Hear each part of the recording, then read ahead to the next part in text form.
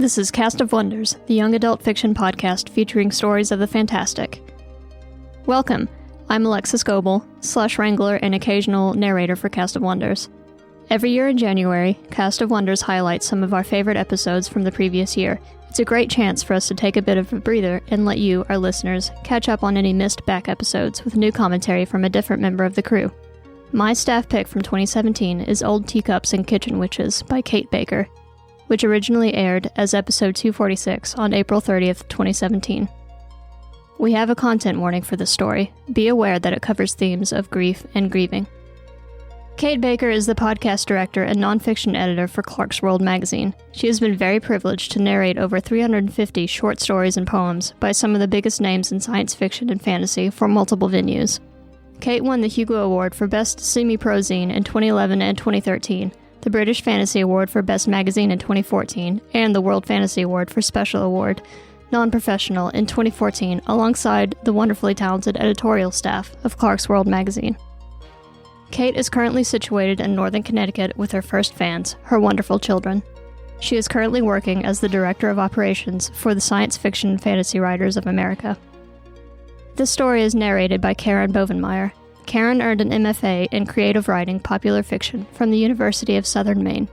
She teaches and mentors students at Iowa State University and serves as the nonfiction assistant editor of escape artist Mothership Zeta magazine. She is the 2016 recipient of the Horror Writers Association Mary Wollstonecraft Shelley Scholarship. Her short stories and poems appear in more than 40 publications, and her first novel, Swift for the Sun, came out in spring 2017. And now, we've a tale to tell.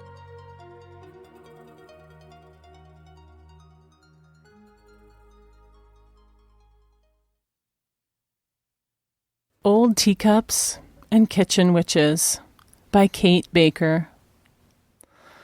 On the night my grandfather died, we all sat around his kitchen table and marveled at how he'd been able to raise 6 kids in such a tiny house. While creative with the cramped living space, one bathroom seemed to be enough despite the hustle to get to school and work in the mornings, especially as the children grew into teenagers and the time preening before the mirror was at a premium. There is chaos that comes with illness and death. Yet, despite piles of unopened mail and neglected dishes and floors, my eyes lingered on the subtle touches that made this house a home, especially in this kitchen. A wooden hutch still held the good glass and dishware that my grandparents cherished and thought to protect. Pots and pans of every shape, size, and color hung from racks and peeked out from crowded cabinets. And despite a very thin layer of dust, the spice rack stood at the ready for whatever recipe came along. My eyes scanned old photographs that hung on the wall and came to rest on a scene of a large family. In all the time I'd spent visiting my grandparents, I never remembered seeing this one. Dressed in warm clothes, 4 kids stared ahead, not quite sure what to make of the photographer. No smiles, save for the 5th little girl who looked like my grandmother. She couldn't have been more than 6, and her smile was directed at a very ugly doll that rested in her hands. Someone had written 1943 on the lower left corner, which only intrigued me more. I was about to push my chair away to take a closer look when conversation erupted around me. "He's got a collection of mowers in the shed. Get somebody to take 'em for scrap. You might be able to get something small for 'em. The bots are faster anyway. And cheaper if you're not using gas. Ugh, who uses gas anymore?" As I looked around at the drying eyes of my grieving family, one by one, small talk turned into realization. My mother, her sisters, and brother would need to sell the house to pay for his last few months of hospice care. Whether rooted in greed or a need to hold on to some part of the past, suddenly all of those faces turned towards familiar items around the house that they would ultimately claim as their own. "I want the bed set." "Well, what about his coin collection? We need to split that up after appraisal." "Anyone know where that stupid robot vacuum went?" I watched as piece by piece my aunts and uncle divided and repurposed my grandfather's life. They had already claimed anything of real value, so I just sat quietly at the heirloom table that went to my mother. It was still beautiful despite the tiny scratches and gouges. I ran my hands over the wood, reflecting that one day I'd have to do the same hard task when we buried her. That table had hosted hundreds of meals, along with pie crusts and promises both made and broken. My ear buzzed again. The tickle announcing another message had arrived with the subject line, "I'm sorry." Unwilling to interrupt, I took off the oral cradle and slid it into my pocket. In the weeks after, sponges sopped up the yellow film deposited by decades-old cigar smoke that had been trapped in paint and cobwebs, the act both effectively and sadly erasing the smell of a kitchen that had been loved for 80 years. Those walls were full of memories and scents of baked bread, garlic, simmered sausages, and celebration cakes, made by someone who loved to cook and loved their family. Despite the AI advancements given to my grandmother over the years, she still preferred to roll her dough by hand and season her soup to taste. Perhaps that's why things never really tasted quite right when I cooked or baked. I relied too heavily on machines instead of appreciating the art of instinct and heart. After a fresh coat of paint and some new cabinets, the house sold rather quickly to a new couple just starting out their lives.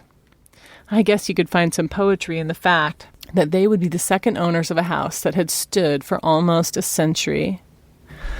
They also didn't demand the smart house conversion like other prospective buyers. That simple concession allowed more of my grandfather's debts to be paid with money that didn't need to come off the top of the sale. Both families quickly agreed to terms. As we prepared for the close, everyone spoke less about the heartache of watching him wither away.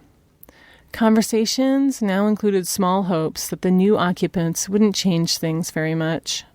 But everyone knew that they would make the place their own as soon as we transferred the keys. What the family could sell at an impromptu yard sale went quickly on the busy street, with strangers haggling over how much they'd pay for a painting of a giant chicken, to carting away pieces of a lazily curated knick-knack collection. Two augmented reality rifters looked past me at whatever game filled their contact lenses and bought my grandfather's small couch with a wad full of cash. Totally satisfied that they'd talked me down a whole $2 while multitasking, they loaded the couch and disappeared into the cab of a small box truck with only the letters Y-O staring back. I never got the chance to recommend the nano cleaning to remove the smell of smoke from the smart fabric, but I don't think they would have heard me anyway. Anything left over was carefully looked over and nitpicked. Lucky items and salvageable tech found new homes, while remaining items that no one wanted were carted away to the waiting maw of a recycler bot. The sound of breaking glass was oddly cathartic as the machine chewed and separated, a balm to all that emotional and physical sweat of the task as we threw in the misfits with as much oomph as possible. My girls were about to heave an old moldy box when I noticed a fragment of red peeking out through a hole. "Hey, wait!" I shouted. "What? This box is so gross," my youngest said, peeling a dirty hand away to illustrate her point. Feeling the gross adhere to my own skin as I took the box, I set it down on the pavement, wiped my hand on my jeans, and peered inside. Much to my relief, I'd happened to save some delicate porcelain teacups imported or brought back from my grandparents' trips to Poland, Russia, and Italy. From what I could tell, it wouldn't be a matching set, but that only intrigued me more. "Mom, can we go?" Impatient voices coupled with tired looks broke my reverie, and I realized just how tired I was, too. "Yeah, go say goodbye to everyone. I'm going to go put this in the car. I'll be there in a minute." With renewed energy, they disappeared back into the house, and I took one last look around. Despite my grandfather's depression in his final year, he'd still managed to plant one of his mini gardens. Defiant red, orange, pink, and purple petals reached through an overgrown tangle of weeds. His field of zinnias were still in full bloom, and the fading few hours of sunlight bathed them with golden light. I remembered the sound of cicadas and chasing butterflies in the heat of summer as they gracefully danced from flower to flower. I remembered strangers stopping on the side of the road, getting out of their brand new self-driving cars, taking pictures, asking to pay, to cut, and take some home. I suddenly remembered why I didn't want to go back to mine. "Play message," I said, the earpiece recognizing the vibration that came with my voice as it accessed the only message left in the cloud. "I'm sorry." It started, but it was the kind of "I'm sorry" that was devoid of any real emotion. "I'm not coming home," it continued. "Look, I know this is a bad time, but you had to know this wasn't going to work out. With the business trip, I figured it was the easiest way. Sometimes shit just breaks, right? You said so yourself." The message was filled with pause after frustrating pause, and between each lay my irrational hope that a second thought might work to erase the building hurt. "I'll send the legal scans your way in a few weeks. I doubt the kids will even want to talk to me, much less see me, so I'm not even going to fight you on custody. Just tell them both that it's not their fault, okay? Oh, and the last pause. Sorry about your grandfather." I first opened that message on the day we buried him. Relatives and friends dropped freshly cut roses and more zinnias on the casket as they said their quiet goodbyes. I watched from afar as the tears fell with the delicate petals on hard brown metal. While I had set new calls on Do Not Disturb, my earpiece buzzed again with the reminder that a message was still waiting. So I listened. I drifted like petals. I steeled myself against the flood. And now, despite prompts pinging in my ear to delete it, I played it over and over again, each time willing the message to change. Fighting the rising tears, anger, and bile in my throat, I took a deep breath as the sun finally sank below the horizon, all the color going with it. "Oh, that one is so pretty." My youngest pulled the topmost piece from the crumpled paper and wiped it gently with the bottom of her shirt. She fed the old newspaper to the waiting recycler bot. "If you want to use them, you have to help me clean them up," I said. I was stalling. "Ew," they both said in unison. "I'll even try to get my hands on some tea for a party," I said, realizing then just how much they'd both grown from the days of teddy bears and small tables filled with imaginary cakes and sandwiches. For a moment, I realized my error, but to my surprise, their eyes lit up and they both nodded enthusiastically. I examined each piece of the mismatched tea set and wiped off the dust. Some were plainly decorated on the outside, their artistry revealed in the center with a garden slowly coming to life as you drank your tea. Others were multicolored masterpieces with a delicate and shimmering glaze to protect the intricate patterns. I handed each one up to waiting young hands with soft sponges covered in soap. Nearing the end of the box, I pulled out a porcelain pot with a bit of fabric peeking out of the top. Figuring it was something to protect the innards, I yanked on it, trying to free the contents, and instead pulled out the head of a kitchen witch. "Oh God, that can't be good," I murmured and fished for the rest of what I knew to be Baba Yaga in the pot. "Huh. I wonder how she found herself in there." Her porcelain head was broken in two places. A large chip marked her forehead, the snake-like cracks slithering down to her mouth. A deep gouge marked the side of her cheek back to where her ear should have been. I found the tiny stuffed body in a smaller creamer along with the handkerchief that covered her ratty and moldy mohair. Ugh, just toss it.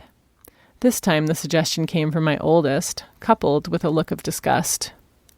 Baba Yaga had certainly seen better days. She looked old and brittle, but she didn't deserve to be discarded. No one does. Not like that. No. You don't just throw stuff away like that. But she's already broken. Yep. She was. And I still didn't know how I was going to tell them. The latest excuse for being incommunicado was an international business trip to Australia. Lucky for me, my kids are very trusting.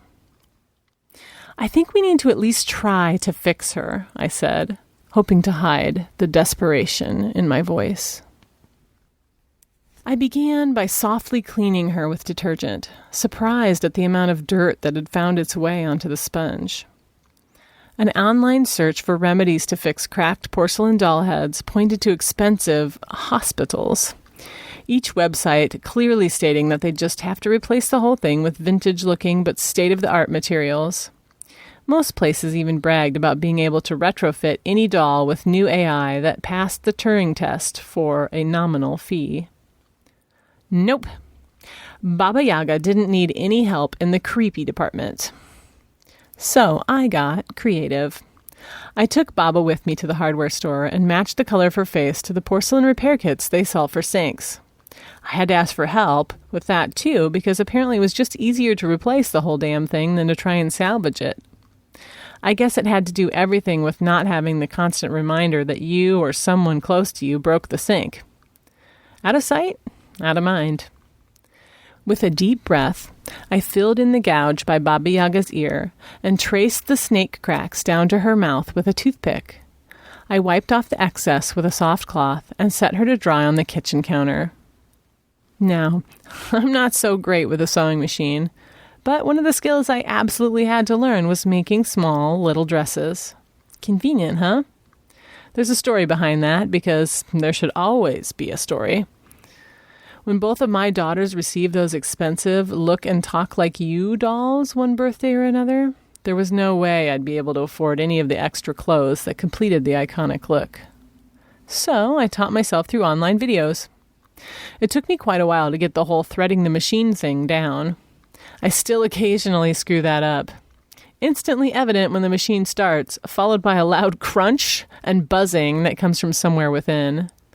Then everything stops, including my heart for that fraction of a second where I think I've broken my machine. A hand-me-down. The new ones take all the joy and anxiety out of that process now. Where's the fun in that? So, after about 3 days, visits back to the bookmarked videos, and many curses, Baba Yaga had a mostly straight, checkerboard-patterned dress. I was already pressing my luck, so I passed on attempting an apron. I threw her existing one in a delicate cycle with some nano-clean and prayed for the best. It came out mostly unscathed, with only a small tear at the shoulder strap, which was easily fixed with a safety pin.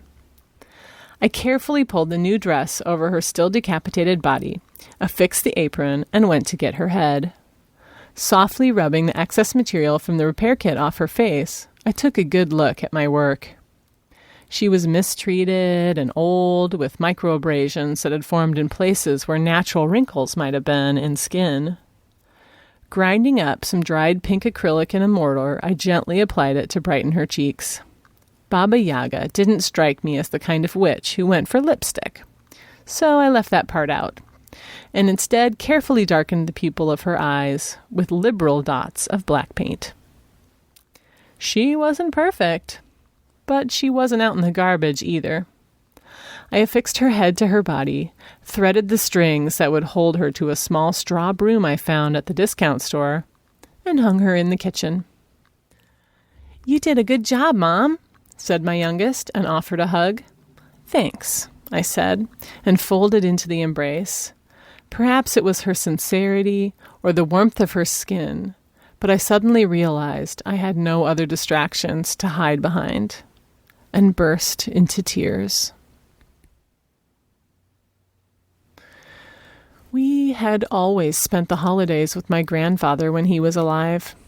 When he died, I was voluntold to be hostess in my only slightly bigger house, sure to be packed with food and family. After Phineas, the flying mop bot, bit the dust, it was up to me to make sure all the cleaning got done. I worked my way through each room in the house and stuffed clutter into already woefully crammed drawers and closets. I was a manic whirlwind, grateful for the distraction. Staying busy meant I didn't have to think about how I was going to pay the bills now that the divorce was underway, or what things we'd need to sell or cut from our budget.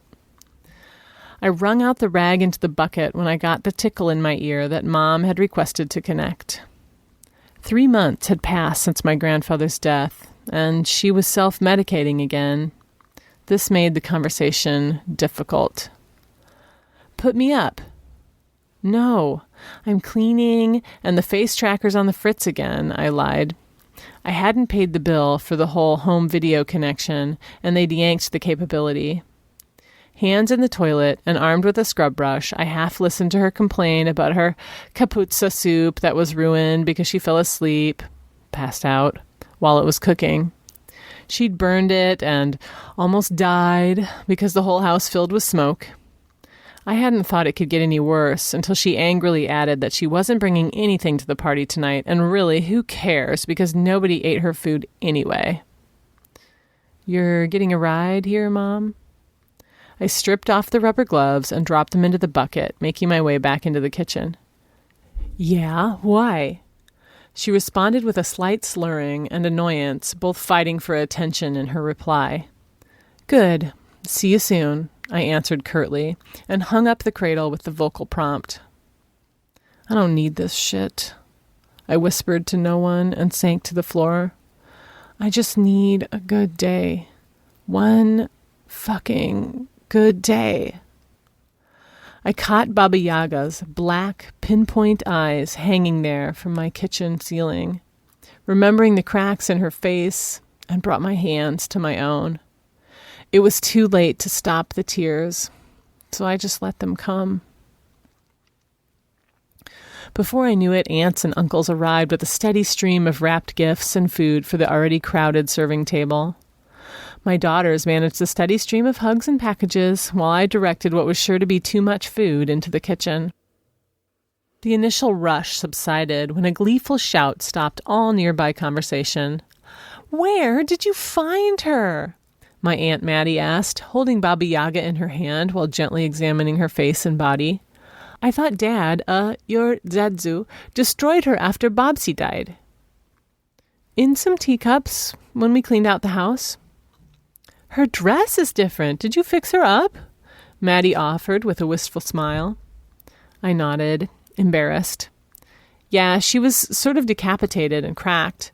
I did the best I could. The front door slammed open, and Mom stumbled over the threshold. Another aunt quickly followed, frazzled in body language and elegant in dress, rolling her eyes in my direction.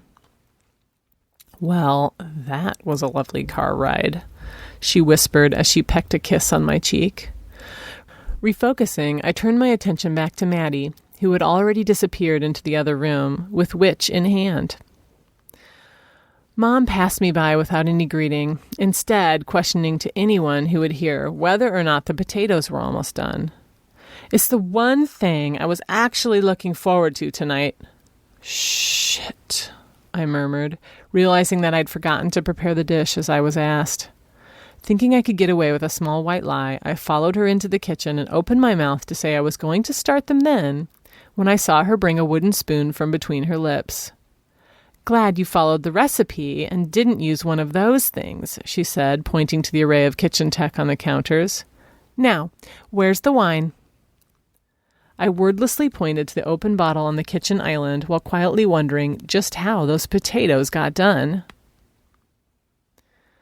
Baba Yaga unsteadily flew her broom, weaving through the last of the stragglers, packing up containers full of leftover food. No one had offered to help with the cleanup. Despite all of the new machines that were supposed to make our lives a bit easier, there still wasn't anything that will load dishes or wash the pots without some human assistance. I am now convinced my relatives are not human, except for Maddie, who maneuvered the witch straight to me and sent her gently down on the counter. Thanks for fixing her up, sweetie. She placed a hand on my shoulder. You did a great job tonight. How are you holding up? Probably just as well as all of you. We knew the holidays were going to be rough, I offered, attempting to sound sincere while trying to keep the fragile facade in place. She nodded, reaching for a dry towel and a wet pot. Yeah, your mom isn't doing well herself, but I think you already knew that. I was unsure of how to respond. When in doubt, change the subject. Hey, I actually meant to ask you, why would Xiaozu have destroyed her? I asked, my eyes trailing down to Baba Yaga sitting idly on the counter. I've read the stories, and doesn't she, eat children? Not in this family, unless you were being a little shit. Then she'd eat you. Maddie laughed, her gaze caught between the now and remembrance. Actually, my mom believed her to be a totem of protection. The way she told it, when her family fled from German occupation, Baba was one of the few things that made it to Ellis Island with them. Huh? Out of all the things they could have taken, why that? She was just small enough to be grabbed on the way out to keep a little girl happy, and ugly enough that she wouldn't get stolen. Wow. I thought back to the night we all sat around that kitchen table, and the picture finally made sense. My grandmother had been smiling. Yeah, Baba never left our kitchen, and my mother was so convinced that she not only protected everyone in that house, but she somehow made even the leanest scraps of food during hard times taste good. Maddie shrugged. She certainly had all of us convinced anyway. Just like you did with those potatoes tonight. They were awesome. I opened my mouth and then closed it. Anyway, your grandfather didn't take it too well when she was diagnosed with breast cancer. By the time they got her to the doc, it was too late. Didn't help that they both smoked like chimneys and drank pretty heavily, but shortly after she died, he practically destroyed the kitchen in a moment of overwhelming grief. I stopped washing another pot and looked at her. What? Yeah, we found him sitting there at the table, head in hands and sobbing. Their wedding china and wine glasses were smashed against the floor. I don't know if he was mad at her or God or the cancer or, hell, Baba for not protecting her. Maybe it was a little bit of everything. I think he just needed to retaliate against how broken he felt without her. I felt the weight of those words in my core and forced my hands to continue their busy work. Anyway, we were all talking about it. We hope you continue to hang her up in your kitchen. She means a lot to this family. She handed me the last plate, accompanied by a wary smile. That's actually not how it happened. My mom stepped over to the both of us and looked down at the counter. She was still flying pretty high from the nth drink that night, evident from her rosy cheeks and rude insertion into the conversation. Dad didn't tear off Baba's head. Mom did. Maddie and I both looked at my mother incredulously. Yep. They'd just been given the news that she'd only have a few months, if not weeks, to live. Cancer was everywhere, and they said they couldn't do anything for her except dope her up when the pain got too bad. So Mom broke down and pulled her, she pointed to Baba Yaga, off the wall and ripped her head off, screaming something about betrayal. I watched Dad pick up all the pieces of Baba after he picked up Mom from the same place on the floor. I think he had every intention of fixing her, and when everything just became too much, he just... My mother stared directly at me. Couldn't. Maddie and I both looked at each other, coming to the same conclusion simultaneously, but it was Maddie who answered first. But why do you rip apart the kitchen after her death? He wanted to bury them together, Maddie, but couldn't remember where he'd put her. She looked at me, and her shoulders fell as she looked back down at the doll. Anyway, she's yours now, she said. Take care of my baby, Baba. The pause filling in the unspoken but understood words, because I can't right now. Funny things happen when you repair a mythical creature that's had its head ripped off and your mother basically commands it to take care of you in a drunken stupor. It listens, or tries to, despite all those aforementioned injuries. It started off much like when one hears stories about helpful elves. That perfect dish appearing at that first family gathering, walking in the morning to find full boxes containing hurtful reminders of the wedding and family vacations, pictures of the 4 of us hung on walls replaced with the sporadic but captured joy of 3, packed school lunches and freshly washed clothes. Sometimes, though, we'd get pancakes made with plaster of Paris instead of flour. I'm not sure if it was an inability to read or maybe lasting trauma from a broken porcelain head, but I had to make sure to move the harsh chemicals and art supplies to the garage. As it was, I didn't have any extra money to pay for a dentist for a chipped tooth or worse, but I was grateful. So grateful. Inspiration, or perhaps a guiding hand, also came in the form of an indoor garden. Somehow, my lack of skill of a green thumb didn't manage to kill the greenery and vegetables that grew in the windowsill, greeting the winter sun. The fresh stuff made dinners more palatable, despite the lack of funds to buy those expensive greens from the supermarket. I sold off most of the bots that helped with the cooking and learned to roll my own dough and season my soups to taste. I taught my girls how to do these things too. We hid less behind small screens and instead found laughter in flour-covered hands and the errant wisps that landed on noses. We recycled seedlings in the spring of that year, transplanting them to a garden with a saved compost and recaptured snow. I remembered my grandmother snapping string beans and snow peas with precision. She was practiced in preparation for her summer vegetable platter. I sometimes found myself sitting in the garden, eagerly willing things to hurry up and grow so that I could do the same. I think I felt Baba there with me too. It was almost time for vinegar, dill, and pickling cucumbers, salt shakers and warm tomatoes, the earthy smell of green stems on fingertips, the dribble of seeds as you took the first bite. A ping in my ear that an e-doc had arrived. I sat in the kitchen holding the tablet in my hand. It required just a thumbprint to complete the divorce. It should have been easy. Just touch it and be done. I thought of the girls asleep in their rooms, resilient despite their own anger and sadness. They would never see us together again. My heart felt the true weight of abandonment. I looked around the almost bare kitchen, devoid of its machines, sold off with other treasures so that we could keep the house and have food on the table. I grew frustrated that the meager child support payments only went far enough to keep our health insurance and the lights on. I thought I was prepared to deal with this slow death, but like a knife, it cut very deeply, very quickly. I put the tablet down, the light from the screen my only illumination.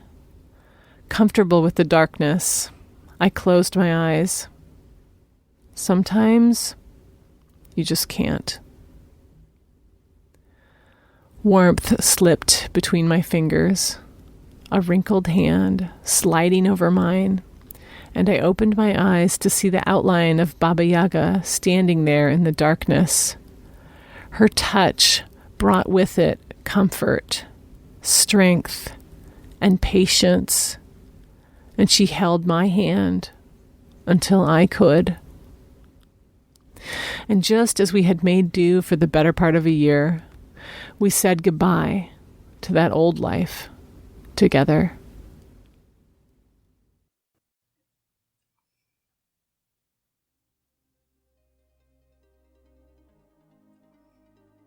What are you left with when the distractions fall away? When your living space is as clean as it will ever be and you're caught up on every streaming series you can pretend to care about? When your eyes keep retracing the same paragraph of the words you keep trying to read, all focus dashed because you're mentally curled up in a ball in a dark corner somewhere? You're left with you, and whatever confused, upsetting, untrustworthy internal monologue your stress-addled brain has been running in the background the whole time, you are being very productive and definitely not avoiding thinking about your problems. There's a word for that, folks, and it's called hell. If you're going through hell, please don't underestimate the power of telling someone. Help can come from surprising places. There are Baba Yagas everywhere, the good ones, who understand sympathy and simple kindness and won't eat your children, unless they're being little shits. While we're at it, consider being the Baba in someone else's life. This story wove science fiction, domestic life, and crushing emotional honesty together in a way that left me wet-facedly seeking tissues when I listened, and stayed with me long after. Well done, team. Join us next week when Amy Brennan presents her favorite. Cast of Wonders relies on your donations to pay our staff and authors, and to bring you the best in young adult audio fiction week after week. If you've enjoyed the story, please consider making a donation using the PayPal buttons on our site. Every one-time, or better yet, recurring monthly subscription helps. Now you can even become a patron on our brand new Patreon. Any help provided earns you our heartfelt thanks. You can share your appreciation for the story by leaving us a review on iTunes, sharing the episode with your friends and family, or discussing it on the EA forum, forum.escapeartist.net. We are at Cast of Wonders on Twitter. Come say hello. Cast of Wonders is a production of Escape Artist Incorporated and is brought to you by the creative team of editor and host Marguerite Kenner, assistant editors Danny Daly and Catherine Inskip, associate editors Alicia Caparoso, Amy Brennan, Andrew Ho, Chris Tang, Emma Smales, Carissa Sluss, Ray O, Sean Proctor, Susie Rodriguez, Tanya Bespalko, Trace Fontiel, Will Height Minor, and myself. Our audio producer is Jeremy Carter. Our episodes are released under the Creative Commons Attribution Non-Commercial No Derivatives 4.0 International License. You can share the episode, but you can't change it or sell it. Theme music is Appeal to Heavens by Alexei Nov, available from Promo DJ or his Facebook page. Thanks for listening.